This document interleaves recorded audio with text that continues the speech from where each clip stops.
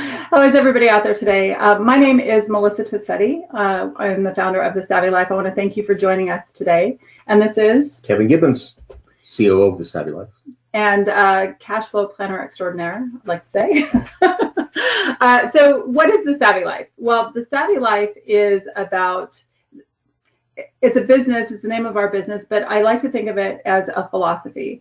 And the philosophy is simply saving money on the things that are not important to you so that you can focus your spending on the things that are important to you. And since money affects everything, it affects all aspects of our life, obviously by spending smarter when it comes to money, you're spending smarter when it comes to your life, right? It's all just kind of snowballs in. Today, we're here on Caffeine TV to talk about specifically the connection between time and money. And one of the things that this is a phenomenon that we've seen with client after client after client over the last 6-7 years of working with the clients of financial advisors, and then also working with people that just come to us directly, this particular phenomenon. So that's the focus of today, of what we want to talk about today, and then we'll just see where everything goes from there. But I do want to let you know the way that Caffeine TV works is you can watch us, just Kevin and I interacting, talking to you about all of our favorite smart spending ideas. But the other thing that you can do is you can actually register. It takes just a minute. You have to answer just a few questions, and then you can actually interact with us on by typing in specific questions or specific comments. And we love that. That gives us a chance to see what it is that you're concerned about or what is really working for you. And it's just so much more fun for us. It is. And Melissa and I do a lot of public speaking when we stand up in front of crowds and talk for half an hour or an hour straight. So to have the opportunity to actually engage in a real conversation is kind of exciting. So please do. Yes, please do. And with that, should we go ahead and get started? Okay. So one of the things that is really critical about The Savvy Life is that it's not about reducing spending. It's about being purposeful and thoughtful in how you manage your money, in how you take it in, and in how you spend it. So that's one of the first things that we really want to talk about is the whole idea of being purposeful and deciding where you want your money to go and not letting it just kind of vanish into the ether. Correct. And one of the things we talk ad nauseum is about how many hands are in our money, right? How many, and actually this translates to how many different types of currency, if you will, that we have available to spend, right? So we've got cash. I love cash. We have cash, credit cards, debit cards. Then you can make automatic payments, automatic withdrawals. You can buy a cup of coffee with your cell phone. So with that being said, it can become very challenging to really understand where all of your money is going and to be purposeful. So with that, one of the things that we want to talk about initially is deciding in advance where you want that money to go, because otherwise, without a goal, you're just kind of going everywhere, right? Yeah, exactly. And if you don't have a purpose, hi Travis. Hey Travis. If you don't have a purpose, then the money just it really does just flitter away. And so to start with, if you can really assign purposes and goals for all your money, then you have much better traction on knowing where you stand and knowing where your money is going. And you're going to be buying things that at the end of the day, you're going to want. I think that's really the whole key here, is that you don't want to spend money on things just out of habit and not get satisfaction out of it. Money is a valuable commodity. You want to make sure that you're exchanging it for something that you really want. Yeah. I think in my experience of working with clients, one of the things that they get very overwhelmed by the idea of is to track their spending, to really know where their money's going. So first of all, to define in the first place where they want it to go, and then to track it. So the challenge is that, first of all, how do you make it easy for them? And then how do you make it fun? Tolerable. Tolerable, there you go. And so then it is a matter of helping them to really understand that this is not about punishment. This is actually really just about purposefulness. So Travis says it's fun to have more money in your pocket. Yes, it is. It's fun, and it's very empowering to have more money in your pocket. You know, that's actually a really interesting statement, though, Travis. For some people, it's fun to have money in your pocket. For other people, the last thing they want to do is have money in their pocket, because if it's in their pocket, they're going to spend it. So it's really interesting that, you know, some people, they feel very comfortable walking around with $100 in their wallet, and if they don't have that $100, they feel very anxious. And there are other people that, you know, like, I don't want to have any money in my wallet. If I need to go spend something, I'll get money. If I have it in my pocket, it's burning a hole, and I'm going to go spend it. So I think what's really interesting about that comment is that the general idea, like, it's fun to have money so you can go buy things, but where that money resides really is a personal choice. And I think that you have to understand that yourself to figure out how to manage your money. Travis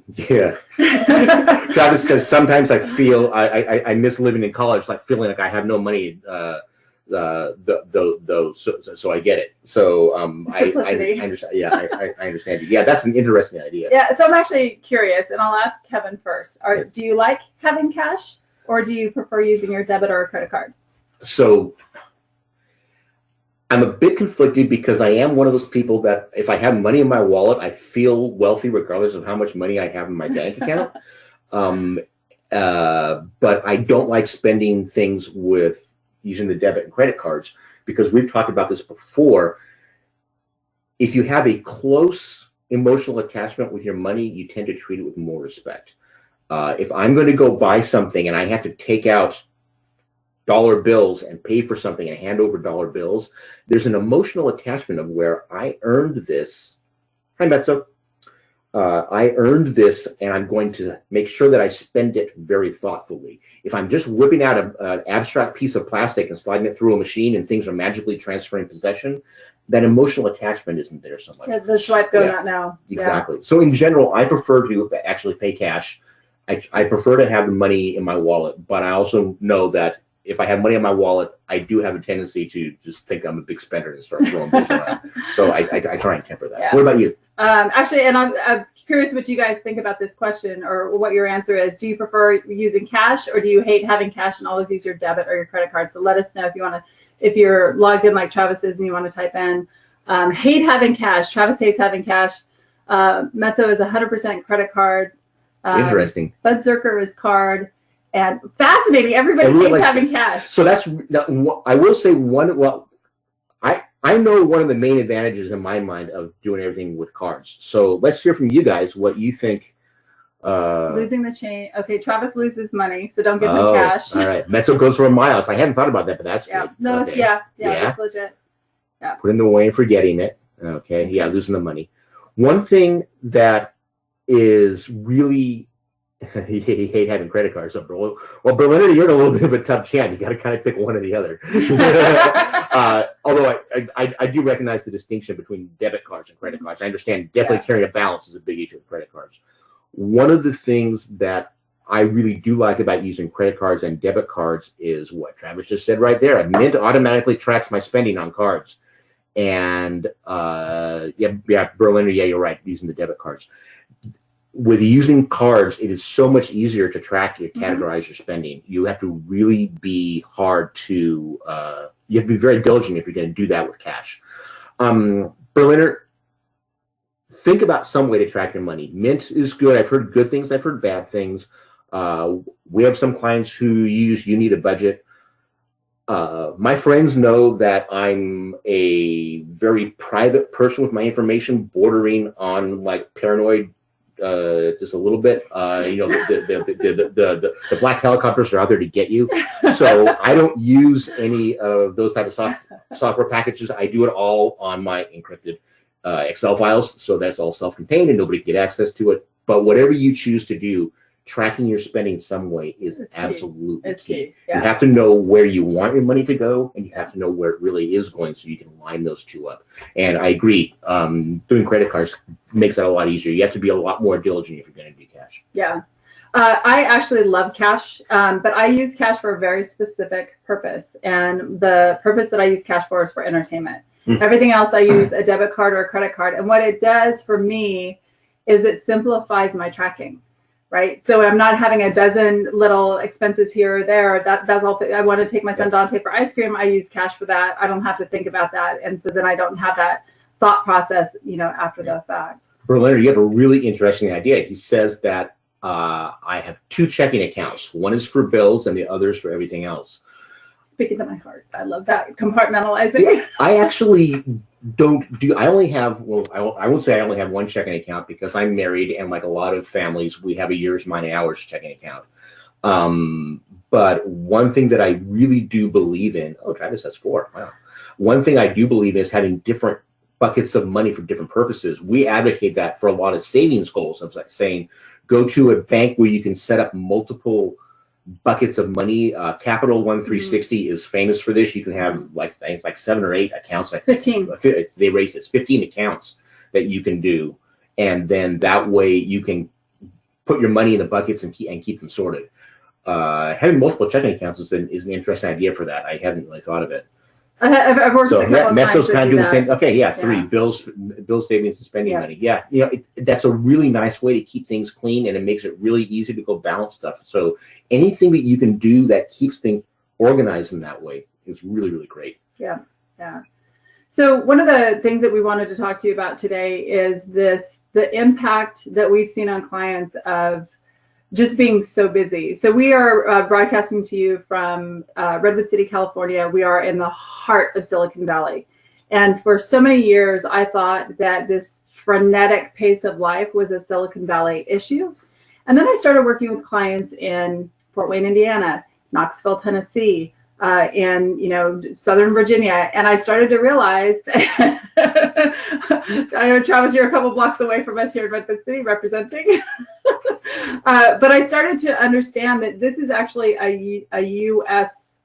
phenomenon, this ridiculousness of the pace of our lives. And one of the unfortunate aspects of this is that because we're going in so many different directions, so many miles an hour, it has a negative impact on our finances in things such as it's the 3rd day in a row I haven't been able to get to the grocery store. I'm going out to eat again, even though you're so sick of dining out. Sometimes you really just want to go home and make something simple. Or it could be that all of a sudden you realize you're going on that trip in 4 weeks and you haven't bought a plane ticket yet. If you bought that ticket 2 weeks ago, you would have saved $200. Yeah. This is what we're talking about. And it's not just the negative impact on finances, it's the stress. Yeah. It is the extreme stress that creates. And it's unfortunate and it's unnecessary. But because we're in that pinball state, it's constant and we have a hard time really getting out of it. Yes, sometimes Travis doesn't want dinner out, he wants just mac and cheese at home. So you got to stock up on those blue boxes. Yeah. This is very good. This is the kind of stuff that should be taught in high school, and you're absolutely right. Yeah. It used to be. In fact, one of the things that we ask a lot of people in in-house meetings, home economics, is how many people have learned this type of stuff. We're taught personal finance by either their parents or their schools. And it's really amazing how few people will raise their hands and say that. Yeah. In fact, let's ask you out there, you people, how many people of you were taught finances by your parents or by school? So Berliner says that his mom got him a fake checkbook to get when they were kids. That's a really good thing. You go and give your mom a hug for that. Get her a really nice Christmas present this year because that was a huge gift she gave you. Because your mom's an accountant. Excellent. But says the one reason is because Yeah. All right. But right. So you guys are pretty savvy as this goes. Yeah. So it's interesting. I took economics. Travis says his dad made him freeze his credit card on a block of ice. I've heard people doing that so that you have to thaw the ice out before you can spend the money. I've heard that before. Yeah. I could see him with a torch though. I was taught home economics at my school, but they did not teach home economics. I learned how to sew, which I already knew how to do, and I learned how to cook, which I already knew how to do. But we never learned anything about checking accounts, paying rent, anything like that. But you did in school? I did not in school. Okay. They stopped teaching that when my sister went through school at my school. So they didn't have home economics was there. I learned from my parents. Okay. My stepmother was a banker, but my dad and my mom taught me that at a very early age. When my sister and I were really young, we had little passbook savings accounts. You actually had a little passbook that every time you took it into the bank, they recorded the deposits, and of course we weren't allowed to make withdrawals. So that's what I learned. The interesting thing is, for my age group, we were abnormal in that we did not get an allowance. And we really didn't get paid for chores either. It was really a case of where if you need something, you tell the parents, and if it's worth it, then they will agree to buy it. But it's not. If you wanted to get money, you had to go figure out how to earn it on your own. You don't earn monay from your family. Yeah, because you're a member of the family. You're a member of the family. Yeah. That's the same with our son. Does not get an allowance. He's a little hustler though, so he makes a lot of money. He just got back from walking the neighbor's bulldog, which he does several times a week. He cleans at my husband's martial arts school here in Redwood City, and he gets paid for that. And then when we have special events, he sets up a Gatorade stand and makes money that way. I'm so very proud. So Travis had an allowance that he had to pay. He had to buy his own lunch. Yeah. Oh wow! Wow, that's hardcore. Pankyang, and I'm butchering your name horribly. I apologize for that. That's how I want my kids to be raised. I think that it's important that children learn the value of money and make sure. Kenneth, thank you very much. I think it's important that children learn the value of money. The idea of about whether an allowance is appropriate or not. For me, I think that kids should earn their money, and I think I agree with your philosophy also. There are certain chores you should do because you're a member of the household. All right. You don't get paid for cooking dinner for the family every so your son shouldn't get paid for cleaning his room. That's something that's expected of him. If he does extraordinary tasks, if he does money outside, then that's great. Berlin, I can't wait to see what my daughter will do. She's already a great negotiator. Fantastic. It's a great skill to have. It is. Yeah. So I'm actually curious if any of you have had issues, feel like you have issues of being so busy that it is having a negative impact on your finances. I think a good bunch of you actually work at Caffeine TV. So you're here in Silicon Valley, you kind of have that experience trying to get home. The commute here is awful. Whether any of that has an impact. We see it very much around food, very much around gift giving. Or even things as simple as one that I experience is where do I go to fill up my car with gas? And if I have the time, I can go to the less expensive gas stations. But if I'm in a rush, it's crap. I need to go fill up gas on my way to a meeting somewhere. This place may be more expensive, but I don't have, because I didn't plan for it, I don't have the luxury of going to the cheaper one.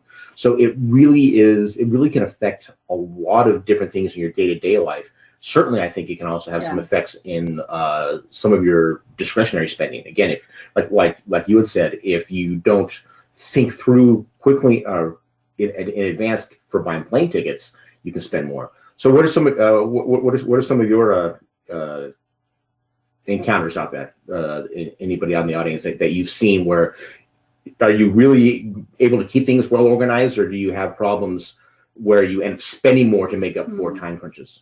Well, they're madly typing. One of the things that I think one of the challenges with a lot of what we talk about is that it's a lot of planning and it's a lot of organizational situations. And I say all the time, I am not a naturally born organized person. So much of this came out of painful situations, constantly being late for work because I was always running out of gas. It always just, what do I do now? I have a routine for when I get gas. Yeah. It gets thrown off if I have to go visit my family in Fresno or something like that, obviously. But it's as much as you can creating those habits, figuring out what the pain point is, and then once you identify what that pain point is, then figure out how do you create a routine that is going to negate it or at least lessen it. Yeah. Right. And I was just watching a YouTube video on Mel Robbins. She's somebody who's new to me. Are you familiar with her? I've heard the name. I don't know. Yeah, she's fantastic. She's got just a lot of really great tips of like understanding those moments when when you realize that you're stressed out, you know, but we get stressed out and we don't think about it. We're just stressed out and You're reactionary. we're reactionary, right? And so if we can create a trigger to make us write down, I forgot lunch again, or I'm starving now and I'm going to buy more than I need and waste it, or whatever that might be. Yeah. One of the things that I've always thought about is that we all have a finite amount of brain power. Some of us may have more than others, but we all have a finite amount of brain power. And the more brain power you have to devote to improvising to handle the routine tasks, like where am I going to get my lunch food? Where am I going to go get gas? How am I going to get this structured? The less brain power you have available for doing the more interesting, more fun things. So if you can take those mundane tasks and regiment them to where it doesn't take a lot of brain power to do them, that frees you up to spend your brain power doing stuff that's more fun and more useful. Yeah. And coincidentally, that also will work into saving you money, because you will have, in your planning, you will have hopefully found the best deals for those tasks. Yeah. So as much of a kind of a downer it is to say, plan things out and be regimented, establishing habits for things that you have to do over and over again, it's just a matter of efficiency. Yeah. And it really just frees up your life. It frees up your money and your mind to do the things that are more interesting. Yeah. Especially all you engineers out there understand the power. Oh, yeah. The power of that. Yeah. And I think that is getting over the resistance, is that resistance of wanting to sit down and wanting to plan. Yeah. It feels structured. It's just the same resistance that you get around tracking. I get it. I absolutely get it. But I can tell you from the other side, wow, it's great over here. Yeah. Yeah. Well, that doesn't mean I don't fall down. I just want to be very, very clear about that. But if I can nail it 70% of the time, my life is roses and unicorns compared to what it looked like before. Oh yeah. These are all goals, and anything you do is better than doing nothing. Yeah. An interesting thing that I experienced for a large part of my life when I was younger and stupider and thought I was smarter, was if you're good at improvising and solving problems off the cuff, that doesn't mean that you should always do that. All right. Just because you can doesn't mean that you should. Yeah. It's great that you can. I used to be grateful for that. I wouldn't plan a lot of stuff out because I was pretty good at figuring out solutions pretty quickly and improvising and getting through stuff. But when I actually started planning and didn't have to stress about that and again free up time and money, it made life so much easier. Yeah. No, agreed. So we're kind of beating a dead horse on that, but it's an important topic for us, I think. Yeah. Really.